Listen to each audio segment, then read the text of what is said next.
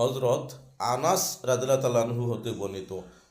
তিনি বলেন, এক লোক এসে বলল, হে আল্লাহর রসুল সাল্লাল্লাহু আলাইহি সাল্লাম, আমি হাদ শাস্তিযোগ্য অপরাধ করে ফেলেছি, আমার উপর তা প্রয়োগ করুন। বর্ণনাকারী বলেন, রসুলুল্লাহ সাল্লাল্লাহু আলাইহি সাল্লাম তার অপরাধ সম্পর্কে কিছুই জিজ্ঞেস করলেন না, বরং সালাতের ওয়াক্ত হয়ে গেলে লোকটি রসুলুল্লাহ সাল্লাল্লাহু আলাইহি সাল্লাম এর সাথে সালাত আদায় করলো।